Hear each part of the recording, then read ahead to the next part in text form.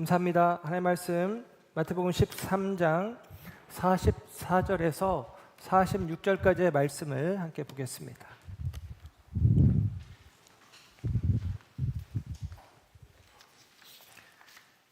마태복음 13장 44절에서 46절 말씀 함께 합독합니다. 시작. 천국은 마치 밭에 감추인 보화와 같으니 사람이 이를 발견한 후 숨겨두고 기뻐하며 돌아가서 자기의 소유를 다 팔아 그 밭을 사느니라. 또 천국은 마치 좋은 진주를 구하는 장사와 같으니 극히 값진 진주 하나를 발견하매 가서 자기의 소유를 다 팔아 그 진주를 사느니라. 아멘. 아멘. 잘 앉으십니다. 오늘도 주님의 사랑하심과 은혜가 저와 여러분 가운데 함께하는 줄 믿습니다. 예수님의 비유 시리즈를 살피고 있고 오늘은 보화와 진주 비유를 이야기합니다. 지난 주간 저는 휴가를 보냈는데요. 아내와 함께 남해 바다에 남해군에 갔습니다. 그 남해군이 미는 그 자기 지역에 모토가 있더라고요. 남해의 보물섬 이렇게 밀더라고요. 보물섬이래요. 그래서 저희 집사람이랑 날이 더워서 보물섬 전망대라는 곳이 있더군요. 거기 가면은 그 지역 주민들이 운영을 해서 음료값이 싸고 그리고 경관이 와 이렇게 멋진 바다가 있나 이런 생각을 했습니다. 그래서 기회가 되시면 여러분들도 남해의 보물섬으로 가보셔도 좋겠다라고 생각을 합니다. 로버트 스티븐슨이라고 하는 작가가 쓴 보물섬이라고 하는 소설이 있습니다. 우리는 어렸을 적 만화 영화로 이제 많이 보게 되었는데요. 영국 해변 마을에 사는 짐 호킨스라고 하는 어린 소년이 해적 프린트 선장의 보물 지도를 우연히 발견하게 되어집니다. 그리고 나서 그가 보물섬을 찾아 떠나는 액션 어드벤처 내용을 담고 있는 것이 보물섬이라고 하는 소설이에요. 어린아이들부터 어른들에 이르기까지 100년 넘게 많은 사람들에게 사랑을 받는 이야기입니다. 이 소설이 원래는 제목이 보물섬이 아니라 바다의 요리사라는 제목이었어요. 이 후크 선장하고 이 해적 실버하고 이 어린 소년 호킨스가 이 배에서 요리사 역할을 했었거든요. 그런데 별로 인기가 없었는데 책 제목을 바꿨습니다. 보물섬. 그러자마자 빅 히트를 치게 됩니다. 베스트셀러가 되어지고 많은 사람들이 보게 되었습니다. 왜 그럴까? 사람들이 누구나 마음속에 보물섬을 만났으면 하는 기대를 가지고 있기 때문에 사람들의 기대와 걸맞는 보물섬이라는 제목이 사람들의 마음을 끌어당겼던 것이죠. 여러분 어떻습니까? 우리는 어떤 보물섬을 찾고 있습니까? 우리는 어떠한 보물을 찾아 우리의 인생의 항해를 하고 있습니까? 저와 여러분이 찾아야 될, 저와 여러분들이 만나야 될 보물과 보물섬이 무엇인지 오늘 이 예수님의 비유 이야기 속에서 함께 생각하고 발견해 가기를 소원합니다.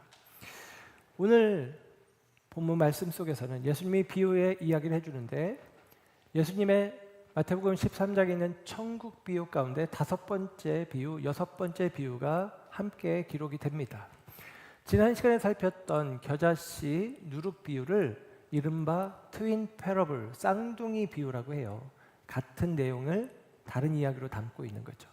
마찬가지로 오늘 이 5번째, 6번째 비유, 이 밭에 감추어진 보화를 발견하는 이야기와 값비싼 진주를 찾는 이야기가 쌍을 이루고 있습니다. 그래서 쌍둥이 비유라고 이야기를 해요. 이 비유의 내용 속에 이 밭에 감추어진 보화, 보물, 그 보물이 무엇이냐, 그리고 값비싼 진주, 진주가 무엇이냐라고 이야기할 때 일반적인 해석으로는 천국이다 혹은 복음이다 라고 생각을 합니다. 맞습니다. 천국, 복음, 하나님 나라의 복음이라고 생각을 해요. 저도 그렇게 생각을 합니다. 우리가 우리의 인생 가운데 찾고 만나고 구하고 얻어야 하는 것이 무엇이냐? 하나님 나라죠. 그리고 그 하나님 나라를 우리 가운데 가져오는 하나님 나라 복음, 하나님 나라로 향하는 보물섬 지도 같은 것이 복음이다라는 생각을 해보게 됩니다. 그런데 이 두 비유의 이야기, 쌍둥이 비유인데 약간의 차이가 있어요. 어떤 차이가 있냐면 밭에 감추어진 보화를 발견한 사람은 아마도 소작농인 것 같아요. 남의 밭에 가서 일을 하던 중이었습니다. 쟁기를 가지고 밭을 갈고 있었는데 퍽 하고 소리가 났던 것 같아요. 그래서 땅을 파보니 보화가 담겨있는 함을 발견하게 되어집니다. 얼른 다시 묻어두고 그리고 그 밭을 많은 소유를 주고 자기 밭으로 소유를 삼았다라는 이야기를 합니다. 이 사람은 우연히 발견하게 되어진 거예요. 여러분, 밭을 가는 농부가 이 밭을 갈다 보면 내가 보물함을 내가 발견하게 될 거야.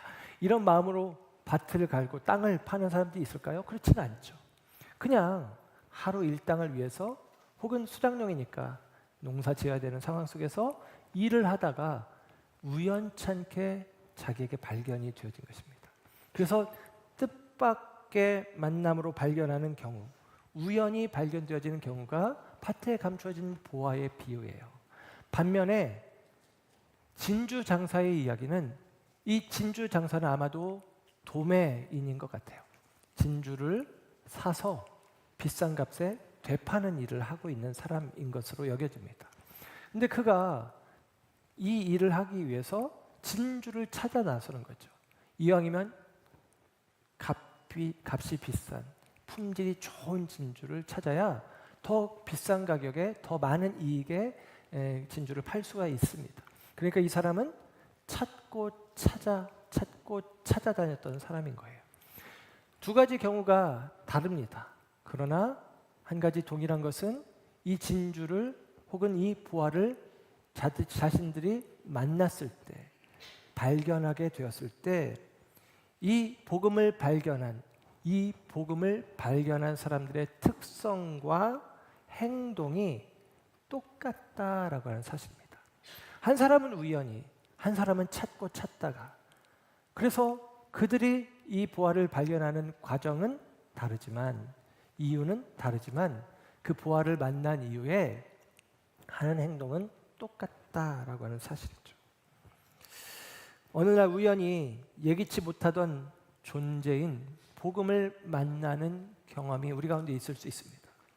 기대하지 않았는데 생각하지도 않았는데 복음을 만나서 와, 이 복음이 이런 거야? 그 복음의 가치를 알고 그 복음을 취하는 인생들이 있어요. 이사야서 65장 1절에는 성경이 이렇게 기록을 합니다. 나는 나를 구하지 아니하던 자에게 물음을 받았으며 나를 찾지 아니하던 자에게 찾아냄이 되었으며 내 이름을 부르지 아니하던 나라에 내가 여기 있노라 하였노라. 그럽니다. 범죄한 이스라엘이 하나님을 떠나 하나님을 찾지 않아요. 근데 하나님은 이스라엘을 회복하기를 원하시죠. 그래서 하나님을 찾지도 않고 구하지도 않는데 하나님이 스스로를 드러내시는 거예요. 스스로 답하시고 스스로 나 여기 있다 이렇게 말씀하신다는 거예요. 여러분, 복음이 우리가 찾아서 우리에게 오는 것이 아니라 복음이 먼저 내게 다가오는 일들이 있습니다. 은혜가 죄인된 우리 가운데 다가오는 일들이 있죠. 여러분, 말 그대로 그래서 은혜인 것이죠. 그와 같은 경우가 있죠. 저는 바울이 그런 경우라고 생각합니다. 바울은 예수님을 원하지 않았어요. 구하지 않았어요. 필요로 하지 않았어요. 그런데 예수님께서 다메섹 도상에서 바울에게 우연스럽게 기적 속에 환상 가운데 만나 주십니다. 바울은 찾지도 않았고 구하지도 않았고 원하지도 않았지만 그 예수님을 만난 이후에 바울은 예수님을 위해서 자신의 전생애를 드리는 일들을 경험하게 되어지죠. 또 오늘 두 번째 이야기는 그토록 찾고 찾았던, 구하고 구했던 사람의 이야기입니다. 예를 들면 진정으로 하나님의 나라를 찾고 구하는, 오랫동안 그 하나님의 나라가 이루어지길 기다리는 사람들이 있어요. 마태복음 7장 7절은 말합니다. 구하라 그러면 너희에게 주실 것이요. 찾으라 그러면 찾아낼 것이요. 문을 두드리라 그러면 너희에게 열릴 것이니. 아멘. 찾으면 찾아집니다. 구하면 구해지고 두드리면 열려지는 법이라고 주님의 말씀하십니다. 여러분, 하나님의 허락하심의 은혜가 있다라는 것이죠. 오랫동안 찾고 찾는 사람들. 누가복음 1장에 보면 예수님의 탄생 이야기 속에서 나이 많은 늙은 선지자, 남자 선지자, 여자 선지자 두 분이 나와요. 그들은 오랫동안 기다렸다는 거예요. 왜? 성경에서 약속한 메시아를 오랫동안. 그렇게 오랫동안 찾고 구하고 구하는 그와 같은 삶을 사는 사람들을 우리는 구도자라는 말을 씁니다. 구도자, 도를 구하는 마음으로 살아가는 사람들이죠. 그들은 결국 어떻게 된다고요? 만나게 되어진다고요. 찾게 되어진다고요. 여러분, 우리가 우연히 복음을 만났든 그리고 힘껏 찾고 찾아서 주님을 만나게 되었든 그 모든 과정이 하나님의 은혜인 줄로 믿습니다. 복음을 접하기 전에는 오늘 밭에 감추어진 보화를 그가 발견하기 전에 혹은 값비싼 진주를 그가 만나기 전에는 전혀 상황들이 달랐지만 하나는 우연히 하나는 찾고 찾아서 그러나 그것을 만난 이후에는 복음을 접한 후에는 생각과 행동이 일치합니다. 먼저는 자신들이 발견한 것의 가치를 인식하는 거예요. 네, 이거 가치 있는 거구나. 여러분, 밭에 감춰진 보화를 우연히 발견했는데 가다 턱 걸려서 파보니까 금은 보화인데 가치를 몰라. 이거 쇳덩어리네, 쇠붙이네 하고 다시 밭을 갈기 시작하면 그건 어리석은 거잖아요. 가치를 안다라는 것입니다. 진주장사는 찾고 찾았으니 가치를 알겠죠. 가치를 아는 사람이니까 진주장사 역할을 하고 있겠죠. 그래서 그것을 만납니다. 그래서 그 가치를 아는 사람들은 그 가치를 알기 때문에 기뻐해요. 오늘 성경 44절에 밭에 감추어진 보화를 만난 사람은 기뻐하며 돌아갔다라고 이야기합니다. 기쁘죠. 밭에 감춰진 보화를 발견하고 그것을 다시 덮어두고 돌아갑니다. 기쁜 마음으로. 왜? 가치 있는 것을 만났으니까. 진주장사는 기뻐한다는 표현은 없어요. 그런데 그는 속으로 내심 기뻐하죠. 왜냐하면 그가 찾고 찾던 거니까요. 물론 진주를 이 사람한테 될 수 있으면 적은 값을 주고 사야 내가 되팔 때 비싼 값으로 팔아서 차익을 많이 남길 수 있기 때문에 표정을 포커페이스로 이렇게 앞면을 감추고 뭐 별거 아닌 진주처럼 얘기할 수는 있겠지만 속으로는 내가 찾고 찾던 진주를 만났다. 기쁜 마음을 갖고 있었을 것이 분명합니다. 가치를 알게 되어지면 그 가치로 말미암아 기쁨을 가질 수 있어요.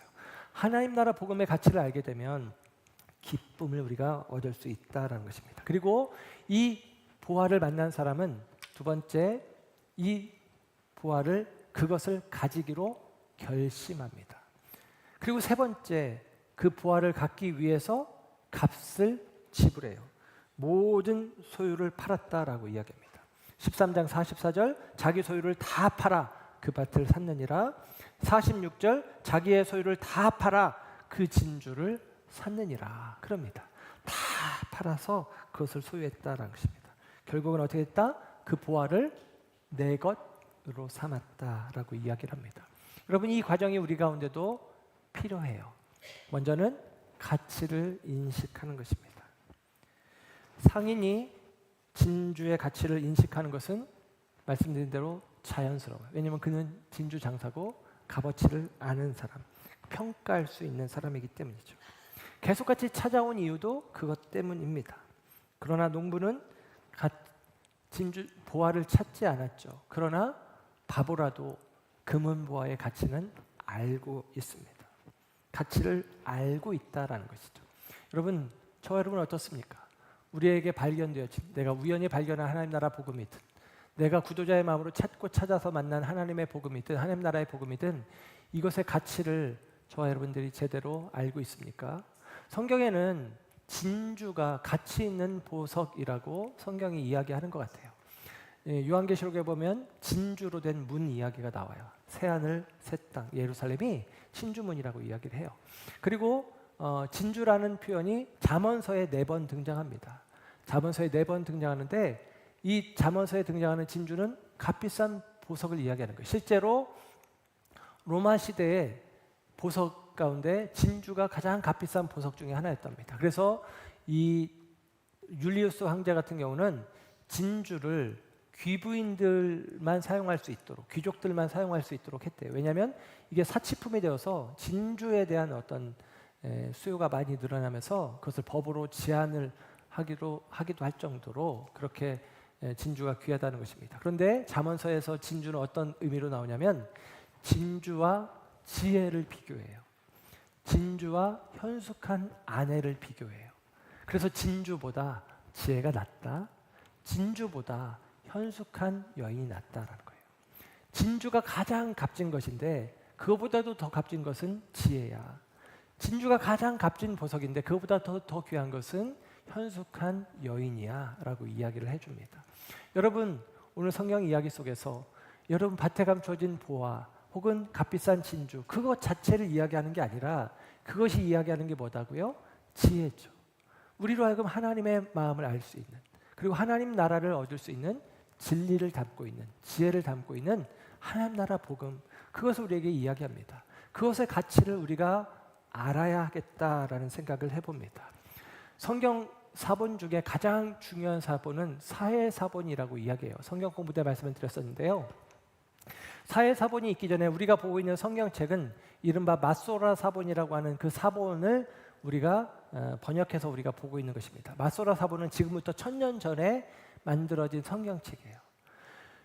2000년 전 예수님의 이야기, 3000년 전 다윗의 이야기, 3500년 전 모세의 이야기, 그런 이야기들을 다루고 있는 성경 이야기를 지금부터 1000년 전에 마소라 사본이라는 것을 기초로 삼아서 우리가 성경을 보고 있었는데, 그거보다 더 1000년 전, 2000년 전에 만들어진, 예수님 시대 즈음에 만들어진 성경 사본이 사회 사본입니다.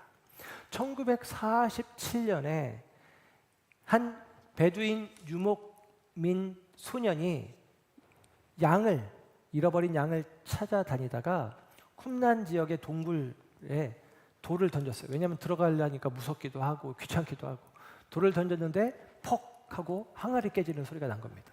그래서 안으로 들어가서 봤더니 두루마리 성경들이 있었던 거예요. 그걸 갖다가 집에 가져갔습니다.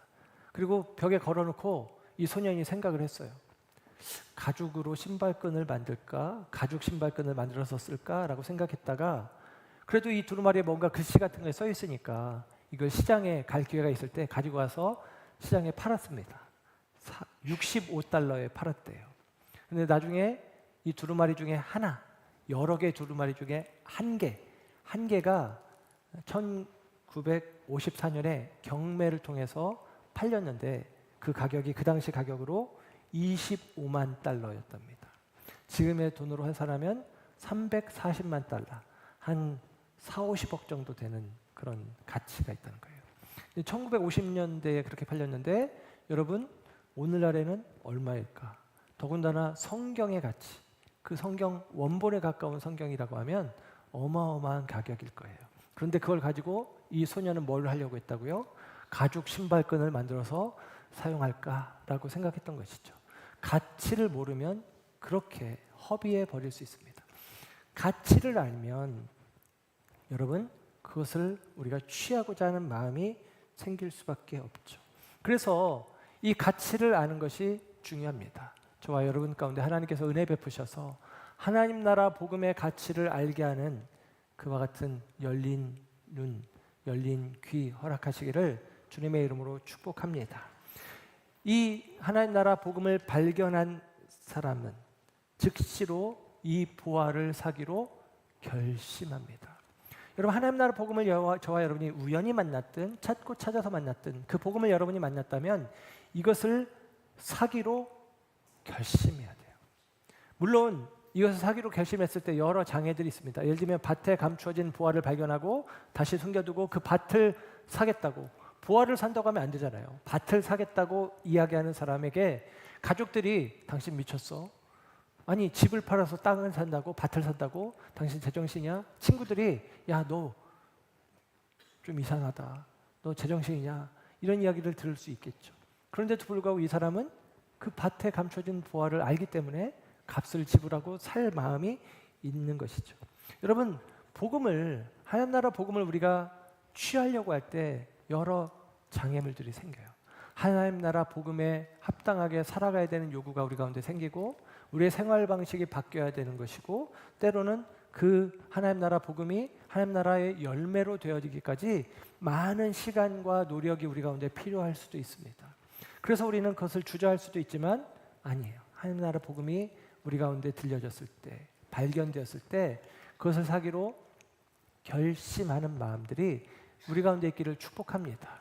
여러분, 그 하나님 나라를 우리가 그 가치를 안다면 하나님 나라 복음을 값주고 사는 것을 마다하지 말아야 한다라는 것이죠.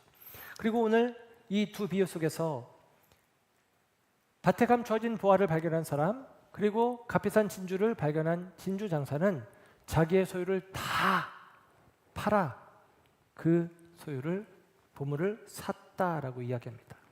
여러분, 여기서 샀다라고 했을 때 이것이 어떤 가치 있는 물건을 사기 위해서 또 다른 가치를 지불하고, 예를 들면 어떤 물건을 사기 위해서 돈을 지불하고 물건을 사는 그 이야기는 아니죠. 물론 성경의 이야기는, 비유의 이야기는 그 이야기지만 이 비유의 내용이 하나님 나라라면, 하나님 나라 복음이라면, 여러분, 하나님 나라를 돈 주고 살 수 있습니까? 하나님 나라 복음을 우리가 얼마를 주면 그 복음이 내 것이 되어질 수 있겠습니까? 그런 것 아니잖아요. 그러므로 여러분, 복음을, 천국을 값 주고 사는 것은 아닙니다. 그래서 성경은 이렇게 이야기해요. 이사야서 55장 1절, 오호라 너희 목마른 자들아 물로 나오라, 돈 없는 자도 오라, 너희는 와서 사 먹되 돈 없이 값 없이 와서 포도주와 젖을 사라. 아멘. 여러분, 와서 사래요. 와서 사. 포도주와 젖을 사라. 그런데 돈 없이 사라, 값 없이 사라. 이렇게 말합니다. 여러분, 어디 가게에 가서 돈 없이 살 수 있어요? 값 없이 우리가 살 수 있습니까? 불가능하잖아요. 그런데 하나님은 말씀하세요. 돈 없이 값 없이 와서 사라라는 것입니다. 하나님 나라를 우리가 무엇으로 값을 매겨서 살 수 있겠습니까? 하나님 나라를, 내 재산을 다 팔면, 내 소유를 다 팔면 그 하나님 나라에서 내가 살 수 있는 자격이 주어질까요? 그렇지 않죠. 여러분, 이 이야기는 하나님 나라를 어떤 가격을 주고 살 수 있다, 복음을 어떤 값을 지불하고 살 수 있다는 이야기가 아니라 하나님 나라를 소유하기 위해서, 이 복음을 취하기 위해서 우리가 모든 소유를 판다는 얘기는 우리 가운데 있는 모든 것들을 다 내어버린다는 의미로 이해하는 게 맞겠다라고 생각합니다. 저는 그렇게 이해가 돼요. 내가 이 하나님 나라를 얻기 위해서는 내 모든 것을 내어버려도 좋다라고 하는 마음이죠. 이 마음이 있어야만 하나님 나라 복음을 취할 수 있다라는 사실입니다. 종교개혁자 루터는 찬송 585장 내 주는 강한 성이요, 이 찬송 시를 지었거든요. 이 찬송 가사 가운데 이런 가사가 있습니다. 친척과 재물과 명예와 생명을 다 빼앗긴데도, 친척과 재물과 명예와 생명을 다 빼앗긴데도 나는 예수 그리스도 한 분만은 놓치지 않겠다, 이것입니다. 여러분, 주님을 붙잡기 위해서는 모든 것을 잃어도 좋다라고 하는 마음, 이것이 자기 소유를 다 팔아라고 하는 말씀 속에 담겨진 의미라고 하는 사실이죠. 그러므로 여러분, 우리가 버려야 될 것들이 있어요. 예를 들면 하나님 나라에 대한 선입견. 하나님 나라 천국은 예를 들면 착한 사람들이 그 천국을 취해야 된다. 세상은 그렇게 인식해요. 아니, 지멋대로 살다가 죄 짓고 살다가 예수 믿는다 한마디 하면 그 사람들이 천국 가면 그 천국을 만든 하나님이 제대로 된 하나님이냐? 이게 세상의 방식입니다. 하나님 나라에 합당한 값을 지불할 수 있는 것처럼 생각해요. 그러나 여러분, 하나님 나라의 값은 무엇으로도 지불할 수 없죠. 그래서 우리에게 값 없이 돈 없이 살라는 거예요. 하나님 나라는 은혜로, 공짜로 우리에게 주어진다라고 이야기하고 있는 것입니다. 그러므로 여러분, 하나님 나라에 대한 그릇된 선입견을 제거하는 거예요. 그리고 그 그릇된 선입견 중에 하나는, 중요한 하나는 무엇이냐? 자기의에 대한 생각입니다. 내가 의로워서 하나님 나라에 들어갈 자격을 얻는다는 생각이죠. 나는 하나님 나라를 얻을 수 있는 자격이 있다는 그와 같은 생각이 우리 가운데 추호라도 있다면 이것은 우리가 하나님 나라 복음을 취하기 위해서 반드시 버려야 될 것이라고 하는 사실입니다. 한 부자 관원이 예수님께 왔어요. 물었습니다. 영생을 어떻게 하면 얻겠습니까? 너 계명을 지켜라. 그랬더니 이 부자 관원이 마가복음 10장 17절에는 이렇게 얘기해요. 내가 이 모든 것을 어릴 때부터 지켰나이다. 저 어려서부터 복음을 잘 지켰는데요. 어려서부터 제가 계명을 잘 지켰는데요. 율법을 잘 지켰는데요. 저는 그럼 자격이 있습니까? 그런데 예수님이 뭐라고 하냐면 그래 잘했다. 근데 네 소유를 팔아서 가난한 사람에게 나눠주고 너는 나를 따라라 그랬더니 부자가 된 청년이 근심하고 돌아갔다는 거예요. 자기 소유를 다 파는데 실패합니다. 자기 것을 포기하는데 실패해요. 그는 율법을 지키는데 힘썼지만 예수님을 따라가는 데 있어서 포기해야 될 것, 버려야 될 것들을 버리지 못하고 포기하지 못했다라는 사실이에요.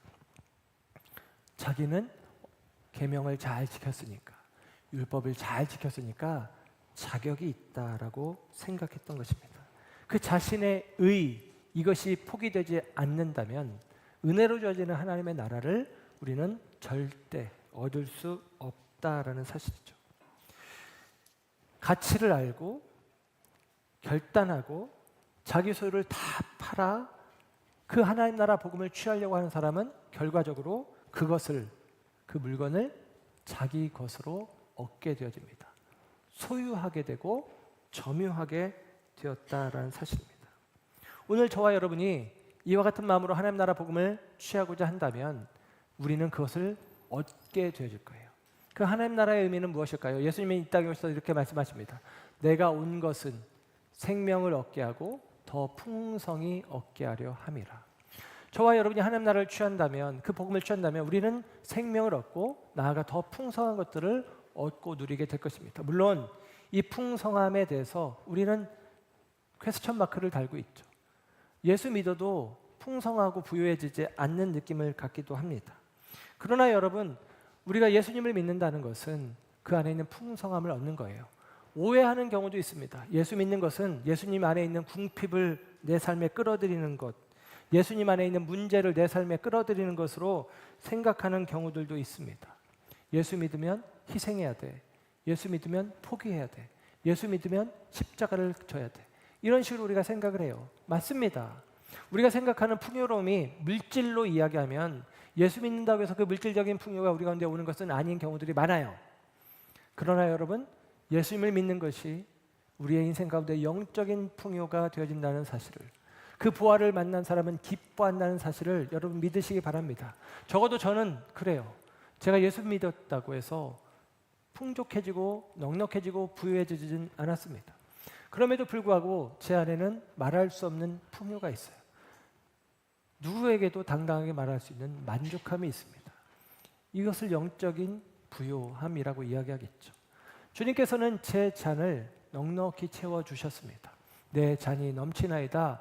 다윗의 고백이 오늘 저의 고백이 되어지는 것으로 여러분 앞에 당당하게 말씀드릴 수 있습니다. 마찬가지로 여러분, 예수님을 믿는다는 것이 우리 가운데 궁핍을 가져오고 문제를 가져오는 것이 아니라 풍성함을 가져오는 것임을 믿으시기 바랍니다. 그 하나님의 나라, 그 기쁨이, 만족이, 그 하나님 나라의 그 풍성함이 저와 여러분 가운데 가득하게 허락되어지는 은혜가 있기를 주님의 이름으로 축원합니다. 누가복음 5장 11절은 이야기합니다. 그들이 배들을 육지에 대고 모든 것을 버려두고 예수를 따르니라. 예수님의 제자들 베드로, 안드레, 야고보, 요한 모든 것을 버리고 예수님을 따랐다는 거예요. 그만큼 예수님이 가치가 있는 분이라는 것을 이야기하는 것입니다. 이어지는 말씀 누가복음 5장 27절. 그 후에 예수께서 나가사 레위라는 세리가 세관에 앉아 있는 것을 보시고 나를 따르라 하시니 그가 모든 것을 버리고 일어나 따르니라. 아멘. 세리라고 하는 그 전도 유망한 직업, 명예 다 버리고 예수님을 따라갔다라고 이야기합니다. 예수님 친히 말씀하십니다. 누가복음 14장 33절. 이와 같이 너희 중에 누구든지 자기의 모든 소유를 버리지 아니하면 능히 내 제자가 되지 못하리라. 자기 소유를 다 팔아, 자기 소유를 버려 주님을 따르는 결정을 해야만 하는 것이 제자의 길이다라는 것입니다. 여러분, 주님을 따르기 위해서는, 하나님 나라 복음을 취하기 위해서는 모든 것을 버려야 된다는 거예요. 여러분, 왜 버려야 한다고 이야기하느냐? 왜 다 팔아야 된다고 이야기하느냐? 그것은 예수님께서 저와 여러분을 얻기 위해 모든 것을 버리셨기 때문입니다. 예수님이 저와 여러분이 잘나서가 아니라 저와 여러분이 죄인임에도 불구하고 우리를 얻기 위해서 예수님이 모든 것을 먼저 버리셨단 말이에요. 빌립보서 2장을 통해서 바울은 이야기합니다. 예수님은 우리를 얻기 위해서 하늘의 보좌를 버리셨고 영광을 버리셨고 심지어는 생명도 버리셨다라는 거예요. 이 사실을 바울이 깨닫고 나서 바울은 이어지는 빌립보서 3장에 이렇게 이야기를 합니다. 3장 5절부터의 말씀입니다. 나는 8일 만에 할례를 받고 이스라엘 족속이요 베냐민 지파요 히브리인 중에 히브리뇨 율법으로는 바리새인이요 열심으로는 교회를 박해하고 율법의 의로는 흠이 없는 자라. 자기의 신분을 자기의 열심을 자랑해요. 이게 자기 의죠. 나 자격 있는 사람이야 이렇게 이야기를 해요. 그런데 바울은 여기서 멈추지 않고 이어서 이렇게 이야기합니다. 7절 이하 그러나 무엇이든지 내게 유익하던 것을 내가 그리스도를 위하여 다 해로 여길 뿐더러 또한 모든 것을 해로 여김은 내 주 그리스도 예수를 아는 지식이 가장 고상하기 때문이라. 내가 그를 위하여 모든 것을 잃어버리고 배설물로 여김은 그리스도를 얻고 그 안에서 발견되려 함이니. 아멘. 여러분, 예수님이 가장 귀하다는 거예요. 그 예수님을 얻고 그 예수 안에서 내가 발견되기 위해서 다른 모든 것을 버린다라고 바울이 이야기를 합니다. 여러분, 예수님은 우리를 위해서 가장 고귀한 것, 보좌를, 하나님으로서의 영광을, 생명을 버리셨어요. 그런데 우리는 우리 인생 가운데 가장 고귀한 예수님을 얻겠다는 마음을 품었으면서도 무가치하고 불필요한 것들을 버리기를 주저하는 마음들이 있습니다. 예수를 얻겠다고 마음 먹어놓고 무가치하고 불필요한 것들을 여전히 버리는 것을 주저하는 신앙생활을 하기도 한다라는 사실이죠. 저와 여러분이 이 예수님의 가치를 다시 한번 온전히 알아가기를 주님의 이름으로 축복합니다. 제가 월요일날 운동을 해요. 축구를 합니다. 목사님들 축구팀이 있어요. 근데 요즘 목사님들이 축구를 잘 안 해요. 점점 숫자가 줄어서 용병을 채용을 했습니다. 베트남 애들이 2명 오고 아프리카 친구가 하나 와요. 벤자민이라는 친구입니다. 이 친구가 서아프리카 시에라리온이 국적인데 선교사님을 통해서 이제 충북대에 이제 학생으로 이제 와서 이제 운동을 합니다. 와서 공부를 합니다. 저희 이제 운동하는데 어떻게 이제 연결이 돼서 왔어요. 이 친구가 아프리카 사람의 이 탄력이 있잖아요. 그 친구가 제가 10걸음 걸어갈 때 그 친구는 한 서너 걸음이면 제 거리를 다 따라오는 것 같아요. 엄청 빠릅니다. 대단한 친구예요. 이 친구가 축구화가 2개가 있는데 저는 거저 줘도 못 신겠어요. 이걸 축구화라고 신고 있다. 그래서 이제 목사님들이 이제 축구화를 하나 이렇게 구해주기도 했는데, 이 친구가 시에라리온이라고 하는 나라인데 이 시에라리온이 내전으로 말미암아 큰 어려움을 겪은 나라입니다. 1991년에서 2002년까지 11년 동안 벌어진 내전으로 말미암아서 12만 명 이상이 죽고 그리고 수백만 명의 이재민들이 발생되어졌어요. 그런데 그 시에라리온의 이 내전 사태를 다룬 영화가 있어요. 블러드 다이아몬드라고 하는 영화입니다. 제가 이 친구가 시에라리온 사람이라는 얘기를 듣고 이 영화를 조금 이렇게 잠깐 전체는 못 보고 리뷰로 이렇게 유튜브에 있는 이렇게 짧은 소개로 이렇게 영화 일부를 좀 봤어요. 관심이 있어서 봤습니다. 그 영화가 만들어진 과정 속에서 먼저 우리가 볼 것은 2003년도에 세계적인 협약이 하나 생깁니다. 킴벌리 프로세스라고 하는 협약인데 이 다이아몬드에 대한 국제적인 인증 제도를 만들었어요. 왜냐하면 분쟁 지역에서 만들어진 생산되고 채굴된 다이아몬드가 국제시장에서 정상적으로 유통되지 못하도록 막는 법을 만들었습니다. 그 이후에 배경이 되는 것이 바로 시에라리온의 이 내전 사태인데 이 내전이 벌어졌어요. 정부군과 반군이 내전을 벌이게 되어집니다. 그리고 이 내전 상황 속에서 무기를 구입해야 되니까 아프리카에 돈을 만들 만한 재원이 없잖아요. 그런데 이 시에라리온이라는 나라가 질 좋은 다이아몬드가 나오는 지역이에요. 그래서 포로들을 다이아몬드 채굴하는 일에 강제 노동을 시킵니다. 그래서 다이아몬드를 사서 이 매매를 해서 그것을 가지고 다시 총기를 구입을 하는 거예요. 그런 일들이 반복되니까 국제사회에서 이 다이아몬드는 다이아몬드 유통 과정에서 이 분쟁 지역에서 생산되는 다이아몬드는 우리가 유통을 시키지 말자라고 법을 만들 정도로 그런 일들이 있었다라는 것입니다.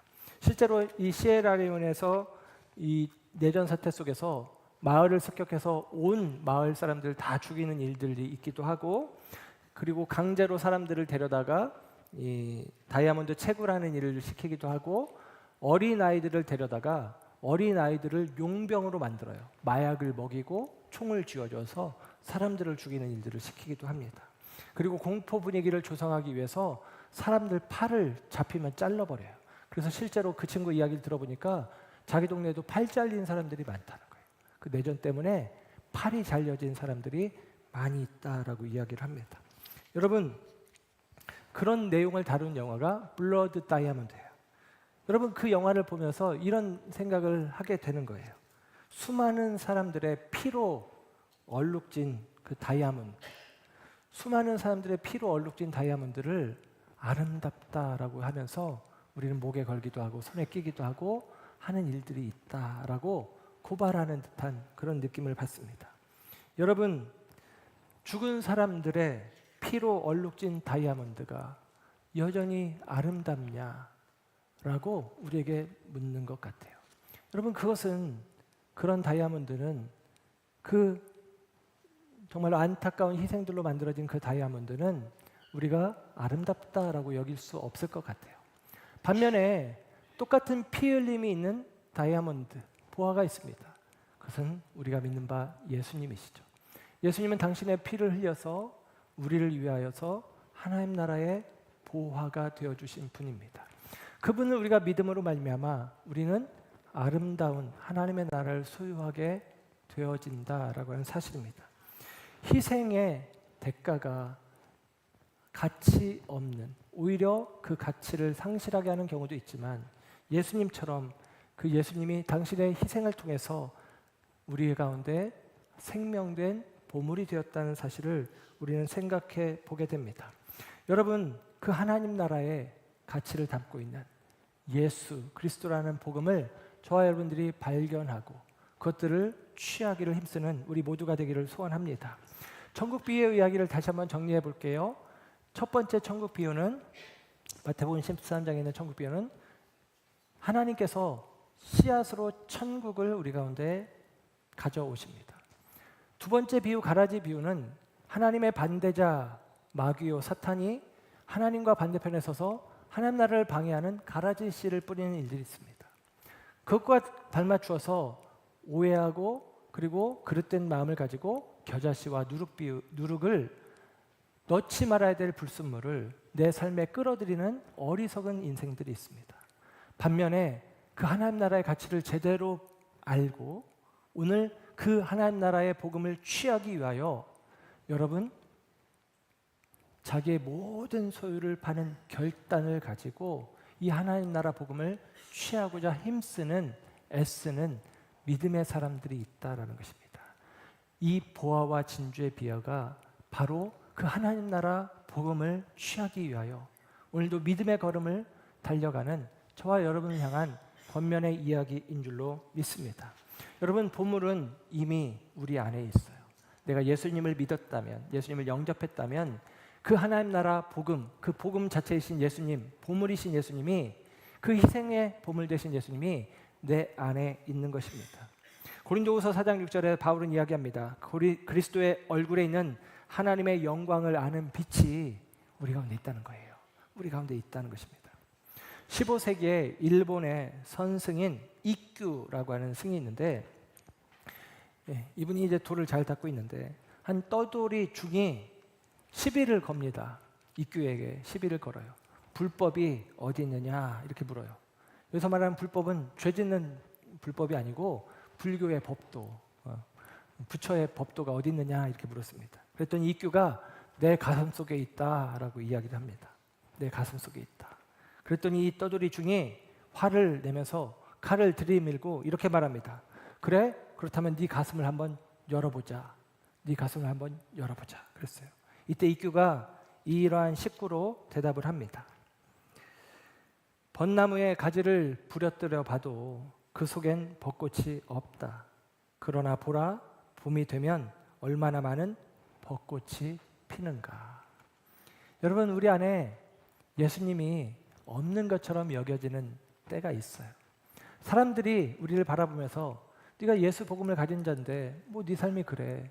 한번 네가 예수 믿는 게 맞나 정말 들여다보자 하면서 우리의 가슴에 칼을 들이대는 일들이 있을지 모릅니다. 왜냐하면 우리가 예수를 믿음에도 불구하고 우리 안에 있는 기쁨과 또 생명의 풍성함을 누리지 못하는 일들이 우리 가운데 있을 수 있기 때문입니다. 그러나 여러분, 그럼에도 불구하고 염려하지 마십시오. 우리 안에 예수가 계시다면, 우리가 하나님 나라 복음을 받아들였다면 때가 이뤘을 때, 그리스도의 계절이 되었을 때 반드시 꽃피고 열매 맺게 되어질 것입니다. 여러분, 그러므로 저와 여러분이 예수 그리스도의 복음을 우리가 발견했다면, 만났다면, 여러분, 저와 여러분이 그 복음을 취하기로 마음을 먹었다면 우리 속에 이제 더 이상 어떤 우울한 마음, 울적한 마음, 이런 마음들은 여러분 갖지 않아도 됩니다.